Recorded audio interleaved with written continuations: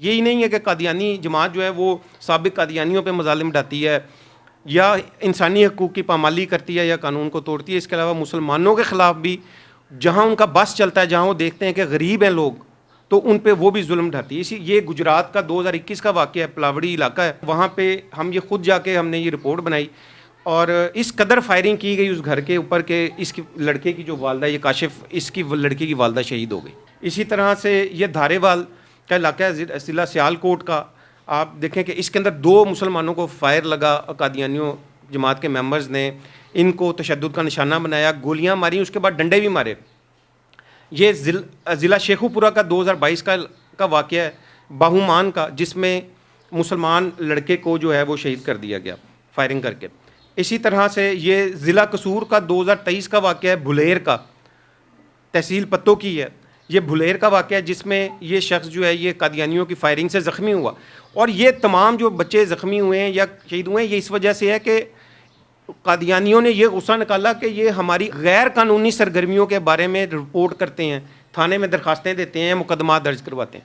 یعنی کہ مسلمانوں کا یہ بھی جرم ہے کہ وہ قادیانیوں کی غیر قانونی سرگرمیوں کے بارے میں اگر وہ اطلاع کریں تو قادیانی اگر جہاں ان کا بس چلتا ہے، جہاں پہ وہ دیکھتے ہیں کہ یہاں پہ مسلمان اگر غریب ہیں تو وہ ان کو تشدد کا نشانہ بناتے ہیں. اسی طرح سے یہ ڈہراں والا پچھلے سال رمضان کا واقعہ ہے. یہ اس بچے کو قادیانیوں نے تشدد کر کے شہید کر دیا. کے ٹی وی کی ٹیم وہاں بھی پہنچی اور وہاں پہ اس واقعے کو بھی جو ہے وہ رپورٹ کیا. ان واقعات کو رپورٹ کرنے کی وجہ سے جان سے مارنے کی دھمکیاں یعنی مجھے تو اکثر آتی رہتی ہیں. میری گاڑی کے شیشے توڑ دیے گئے، گھر کے اوپر حملہ کیا گیا، اور اس طرح کے کئی واقعات ہیں.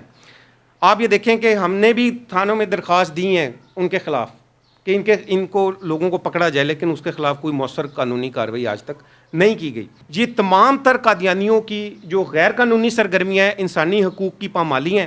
اس رپورٹ میں یہ بتایا گیا ہے کہ یہ عالمی انسانی حقوق کے چارٹر کی خلاف ورزی ہیں، عالمی انسانی حقوق کی خلاف ورزی ہیں، اور اسی طرح سے جو انٹرنیشنل جو قوانین ہیں ان کی بھی سرین خلاف ورزیاں ہیں. قادیانیوں کی اسی قسم کی انسانی حقوق کی پامالیوں کے حوالے سے، انسانی حقوق کی خلاف ورزیوں کے حوالے سے 2024 میں 10 دسمبر کو انسانی حقوق کا عالمی دن ہوتا ہے. اس موقع کے اوپر انٹرنیشنل ہیومن رائٹس مانیٹر، جو کہ انسانی حقوق کے حوالے سے نگرانی کا ادارہ ہے عالمی سطح پہ، اس نے بھی قادیانیوں کی جانب سے کیے جانے والے سابق قادیانیوں پہ مظالم کے حوالے سے یہ ایک خصوصی رپورٹ بھی شائع کی تھی.